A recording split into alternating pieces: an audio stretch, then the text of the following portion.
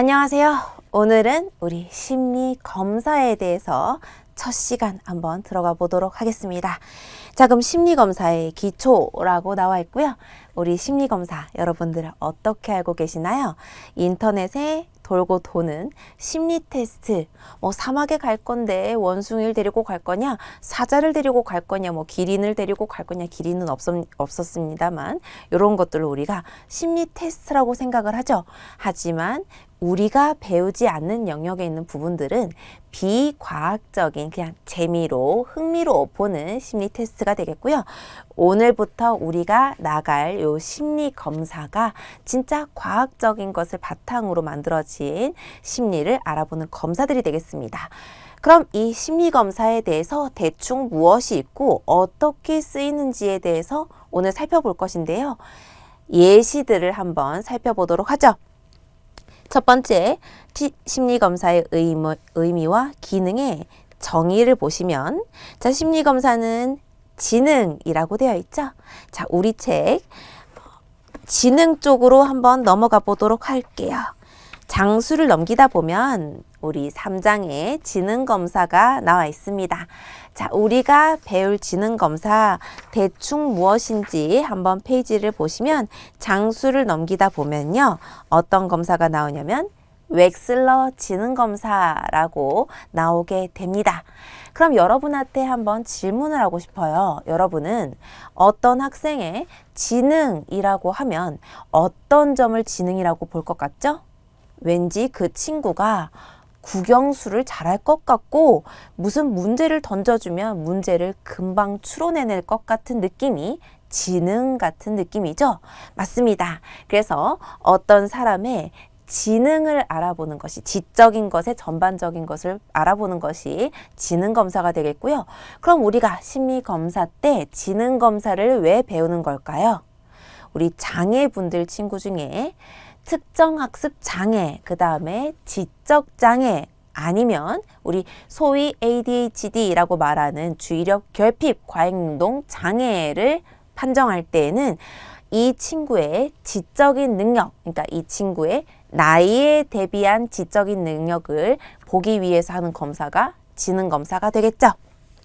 자, 그럼 두 번째, 우리 정의 옆에 성격검사라고 되어 있습니다. 자, 성격검사 역시 우리 책을 좀 더 뒤로 돌려다 보면요.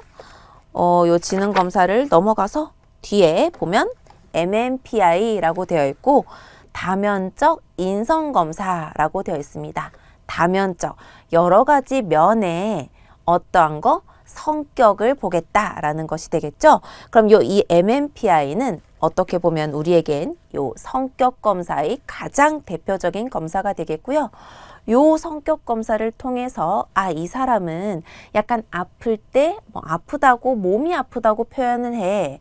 그리고 이 사람은 우울할 때 이런 특징을 보여. 그리고 이 사람은 약간 이런 면이 뛰어나서 조현병을 판정받을 수도 있어 라고 보는 것이 이제 MMPI 성격 검사가 되겠습니다. 자, 옆에 한 번 더 가면 적성 검사가 있는데요. 자, 우리 책 뒤쪽으로 갈게요. 뒤쪽에서 검사를 보시다 보면 맨 첫 번째 나오는 맨 뒤에 있는 칸에서 검사를 찾으시다 보면 어떤 검사가 나옵니까? 스트롱 흥미 검사도 나오고요. 뒤쪽으로 넘어가면 홀랜드 직업 적성 검사가 나옵니다. 자, 적성이라면 무엇일까요? 저는 말하는 것을 좋아해서 이렇게 강의를 하고 상담하는 것을 좋아해서 심리학 상담을 전공하게 되죠. 하지만 어떤 분들은 기계를 조립하고 기계를 분해하고 기계를 고친 부분을 수정하는 이런 것들을 좋아합니다. 대신 그분들한테 이렇게 말을 걸다 보면 제가 말 주변이 별로 없어서요 라는 표현을 하시면서 기계를 고치시는 걸 더 좋아하시죠. 바로 그 사람들은 적성이 어떤 걸 좋아하죠? 기계를 다루는 것을 좋아하는 것이 적성이고요. 저는 기계치입니다. 온전한 기계도 제 손에 들어오면 다 망가져요.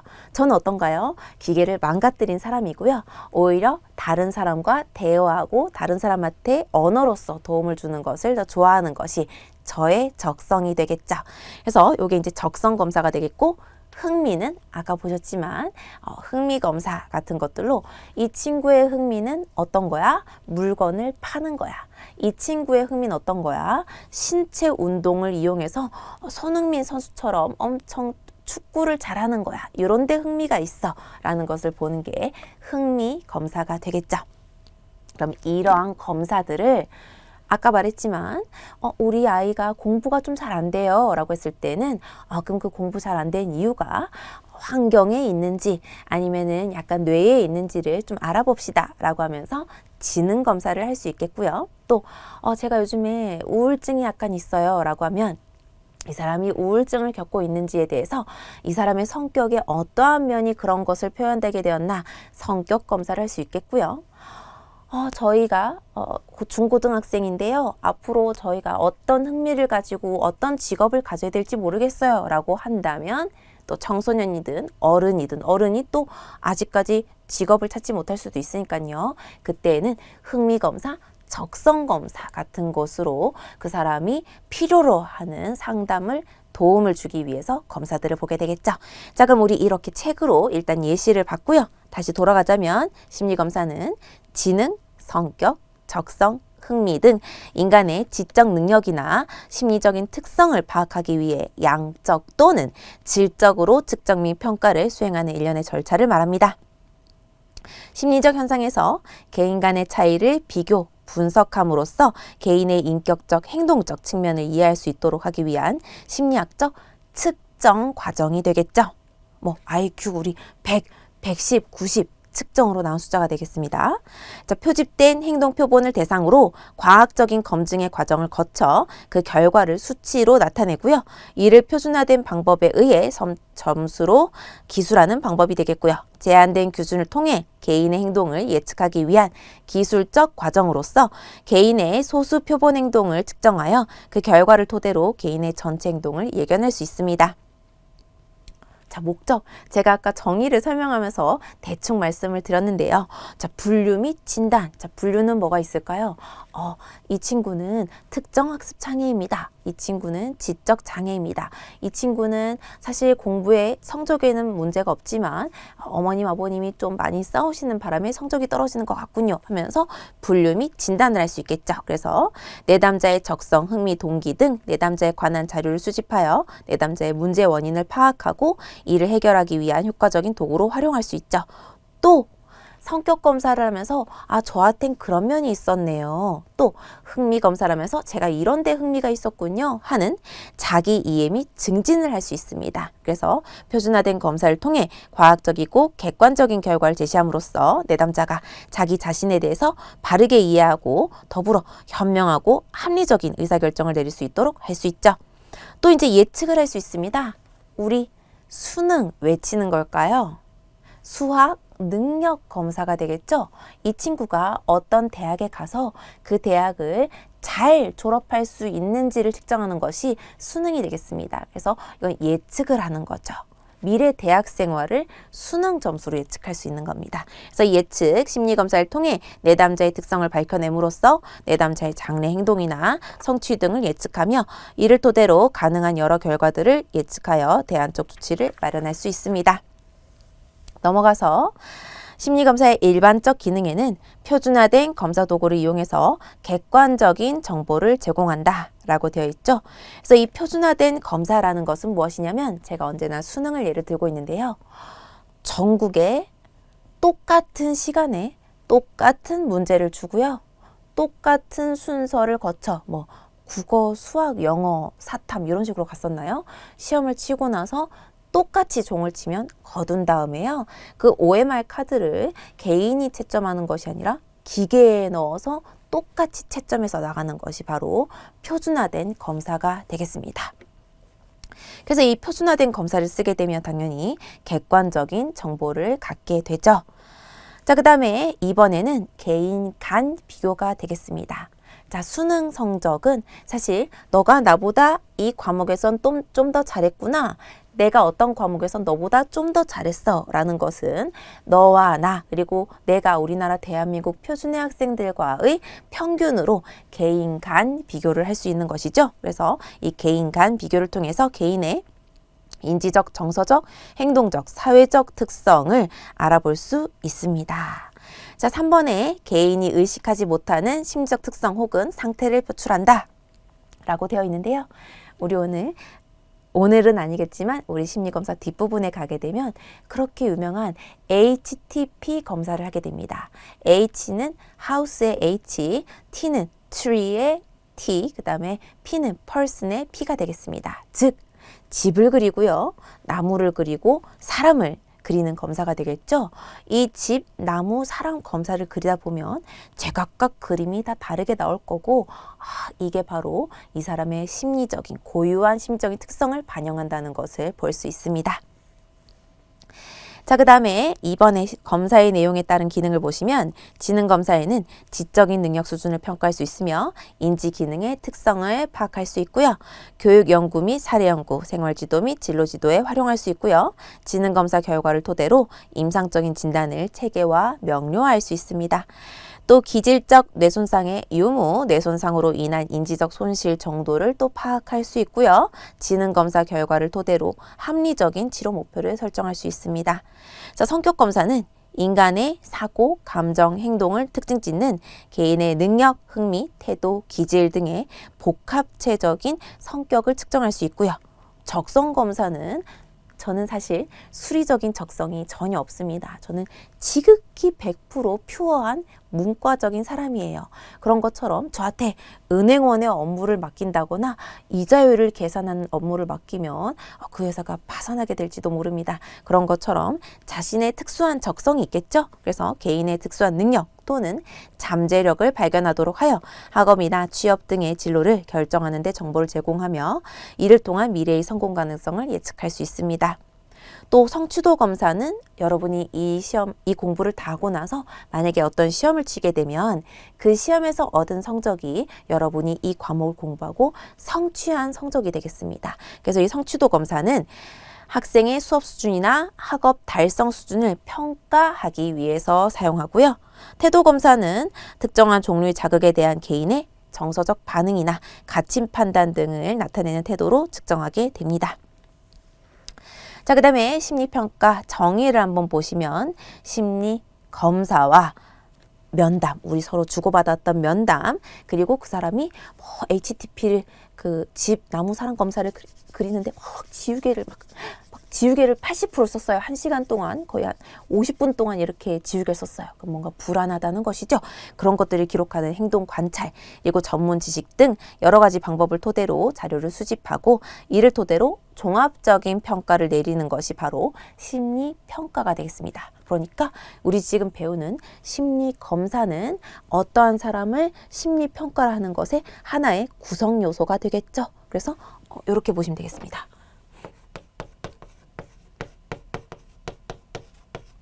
심리평가 안에 지금 뭐뭐 들어가요? 상담이 면담으로 들어가고요. 그 다음에 행동관찰, 그 다음에 전문지식 빼고 심리검사를 넣을게요.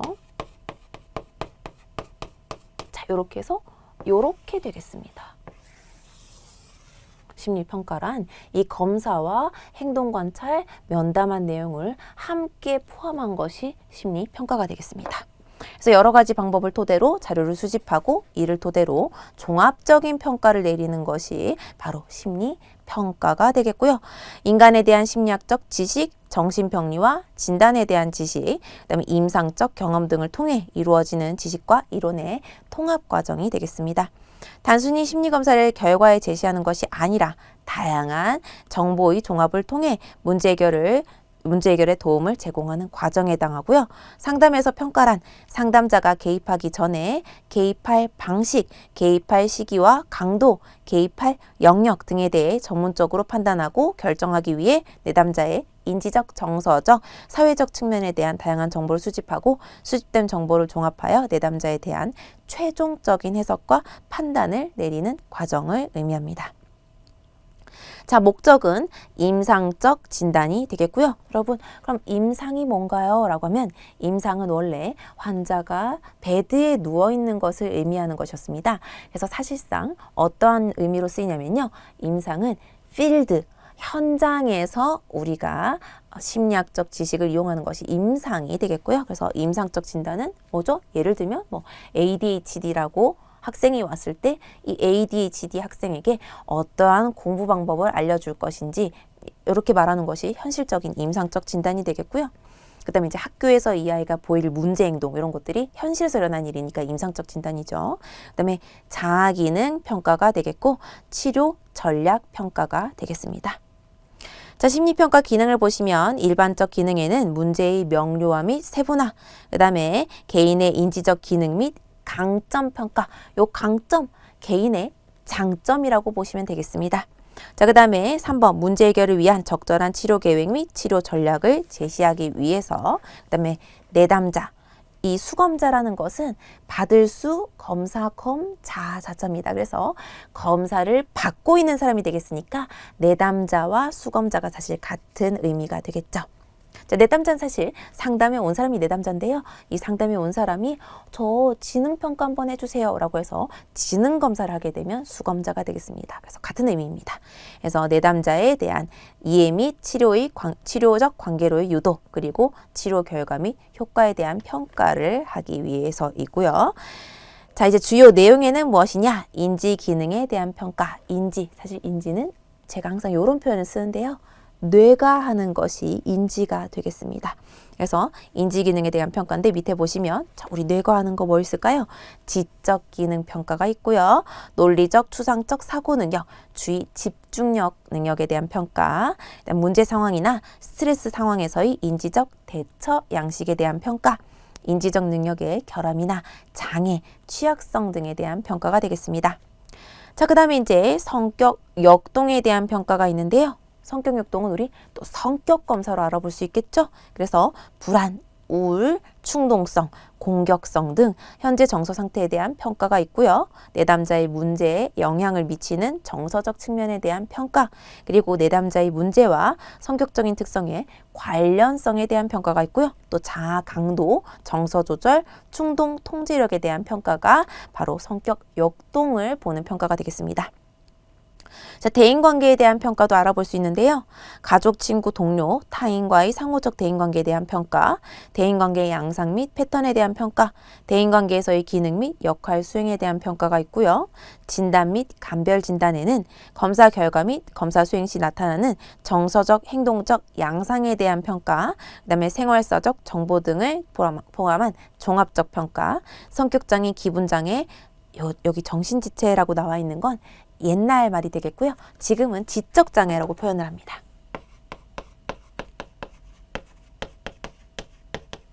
그래서 정신지체를 이렇게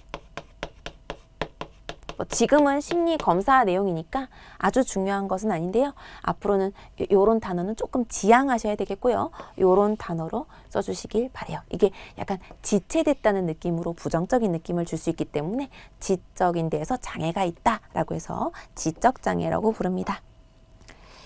그래서 이런 장애 등에 대한 정신의학적 진단 분류가 있고요. 또 예후 및 방향 제시는 문제 해결을 위한 적절한 치료 유형 및 치료 전략의 제시, 그리고 치료적 경과 및 앞으로의 행동에 대한 예측 내용이 있습니다. 자, 그러면 이제 우리 아까 여기 상담이 있었고 행동 관찰 등이 있었죠? 요거에 대해서 조금 더 자세히 알아볼게요. 자, 심리평가의 시행에를 보시면 면담 및 행동 관찰이 있습니다. 자, 면담은 비구조적인 특징으로 여기 밑에 이제 구조화 면담, 비구조화 면담이 나오는데요. 저 구조화 면담, 비구조화 면담을 먼저 설명하면서 1번을 설명하도록 할게요. 구조화 면담이 있고요. 비구조화 면담이 있습니다. 우리 병원을 한번 예시로 들어볼게요. 자, 구조화 면담은 여러분이 병원을 처음 내원을 하게 되면요. 병원에서 항상 그 A4 같은 종이에다가 이제까지 알았던 질병이 있습니까? 현재 복용하고 있는 약이 있습니까? 그러니까 맨 처음부터 뭐 주민등록번호 적고 이름, 나이를 적고 주소를 적은 다음에 뭐 질병을 앓았던 적이 있습니까? 그 다음에 뭐 수술을 받았던 적이 있습니까? 최근 3개월 이내에 먹고 있는 약이 있습니까? 아니면 뭐 다른 알러지가 있습니까? 등등등의 질문이 언제나 똑같은 사람들한테 내원을 하게 되면 질문을 받죠. 그래서 그게 체계적으로 그 질문은 너는 A4 받았는데 나랑 다른 내용이네?가 아니라 항상 병원에 가면 똑같은 질문지 설문지를 줍니다. 그건 어떻게 돼 있죠? 구조적으로 짜여져 있습니다. 뭐 예를 들어서 1. 이름, 2. 나이, 3. 사는 곳, 4. 뭐 알았던 질병, 5. 최근 수술, 6. 알러지 반응 등등을 질문을 합니다. 아니면 또 이제 7번에는 그런 것도 묻죠. 가족적으로 유전적으로 내려오는 질병이 있습니까? 라고 묻습니다. 자, 그럼 요거는 반대가 됩니다. 자, 비구조화 면담에는 이러한 남들이랑 똑같이 묻는 질문이 정해져 있는 게 아니라요. 비구조화 면담은 이겁니다. 여러분이 내담자를 만나고 난 다음에 내담자가 막 너무 더워합니다. 그러면은 많이 더우시죠? 땀을 많이 흘리시나 봐요. 더위를 많이 타세요? 추위를 많이 타세요? 그러면 제가요? 더위를 더 많이 타요. 전 차라리 겨울이 좋아요. 이렇게 얘기한 분들이 있죠. 또 어떤 분은 왔는데 막 지나치게 막 이렇게 먼지를 털고 있습니다. 하면서 막 이렇게 먼지도 닦고 있습니다. 그럼 또 어떤 질문을 할까요? 미세먼지 너무 많죠? 어떻게 이렇게 먼지 알레르기 같은 거 있으세요? 아니면 뭐 또 이렇게 뭐 알러지가 있어서 이런 거 좀 이렇게 많이 관리를 하셔야 되나 봐요. 라고 얘기하면 제가 먼지 알러지가 있어서 먼지가 있으면 기침을 하거든요. 그래서 좀 정리하고 있었어요. 라고 얘기합니다. 자, 그래서 비구조화 면담에는 상담자가 엄청나게 전문적인 지식이 많은 분이 어떠한 내담자를 만났을 때 이 내담자한테는 요런 질문을 해야겠다.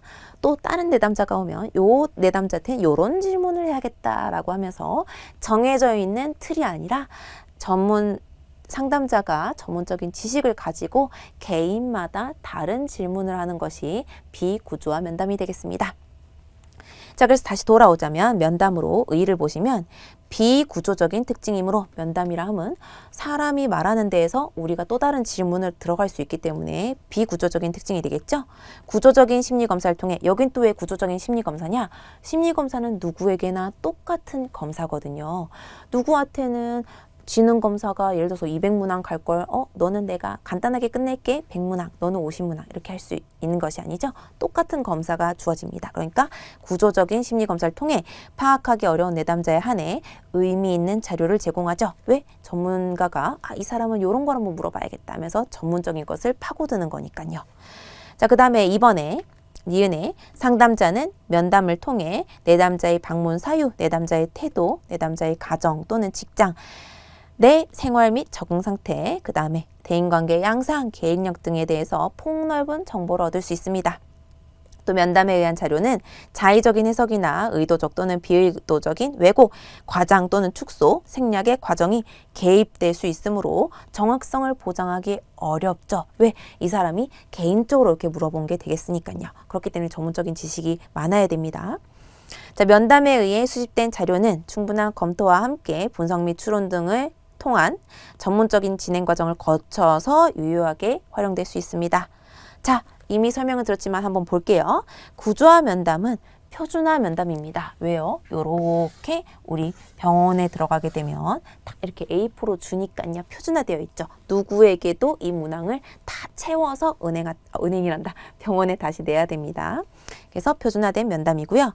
질문 항목 및 순서 등이 미리 딱 정해져 있습니다.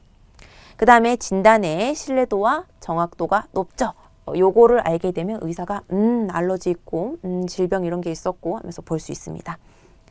자, 그 다음에 이제 비구조화 면담은 비표준화 면담입니다.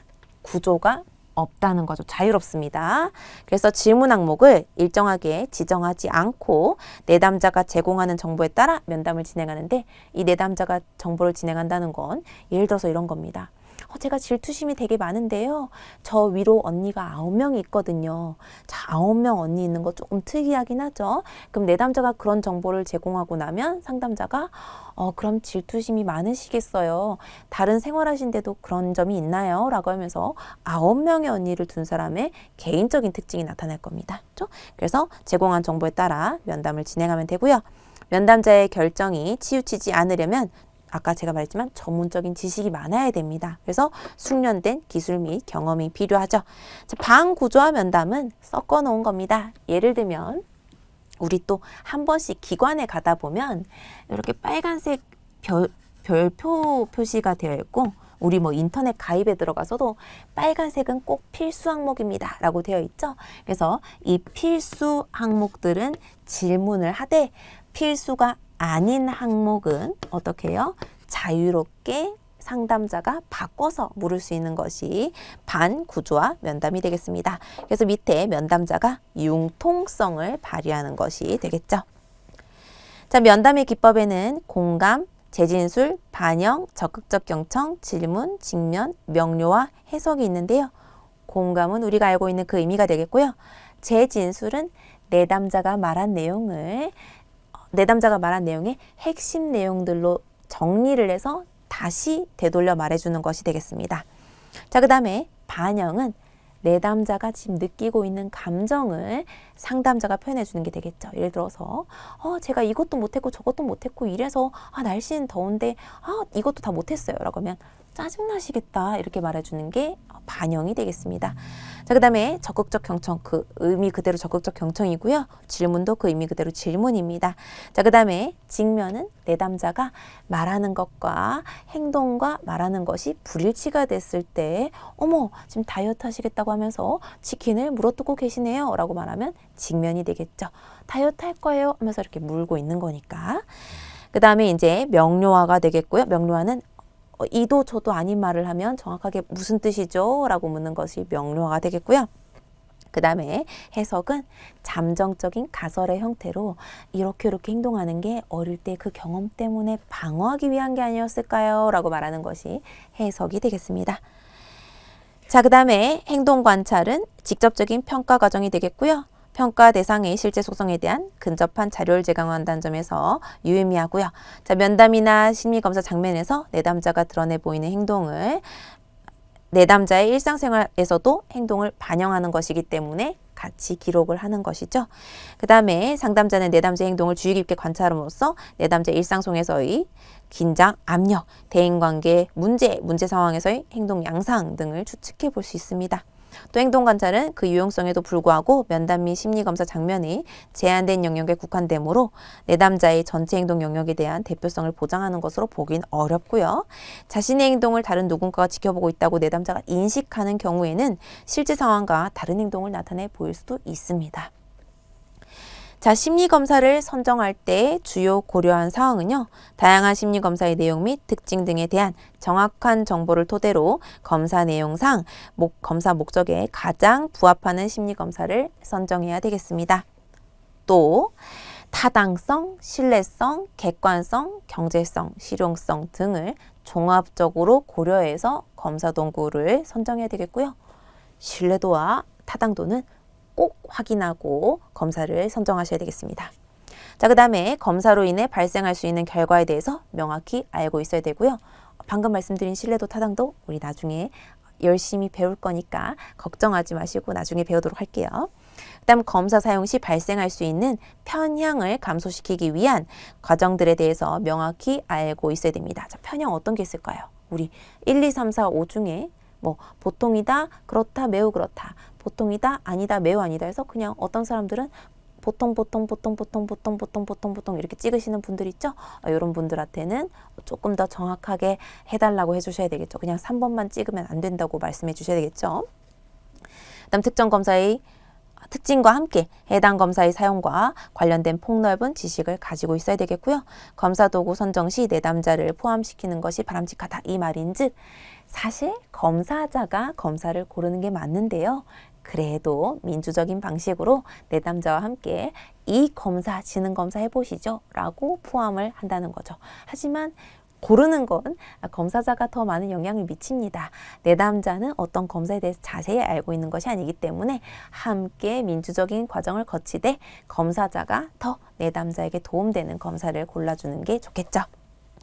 자, 심리평가 시 심리검사를 시행하는 목적은 내담자가 표면적으로 드러내지 않지만 정신병적 징후가 의심될 경우에 심리검사를 통해 이를 확인하고 진단할 수 있고요. 내담자가 불안하다고 보고하고 있으나 그 정도가 어느 수준인지 비현실적인 사고를 보이고 있으나 그 사고 수준이 망상에 이르기까지 있는지를 정도를 평가하기 위해서 하는 것입니다. 그다음 내담자의 문제의 증상이나 행동이 신체적인 이유 때문인지 정서적인 이유 때문인지 성격적인 특성 때문인지에 따라 치료적 접근이 달라지죠. 그래서 이와 같이 그 원인에 대한 변별을 통해 올바른 치료적 개입이 이루어질 수 있도록 심리검사를 시행합니다. 내담자의 지능이나 적성을 파악하고자 하는 경우 교통사고로 인한 특수 영역의 손상 여부를 파악하고자 할 경우 또 내담자의 장애 판정이나 법적인 목적에 사용하기 위한 경우 등의 내담자 어느 특정 영역에서의 기능이나 수준을 평가해야 될 때 심리검사를 시행하게 되죠. 자, 그 다음에 심리검사 결과를 종합하여 내담자의 문제와 관련된 성격의 특성이나 역동을 이해할 수 있으며 내담자의 전반적인 기능 수준을 평가할 수 있습니다.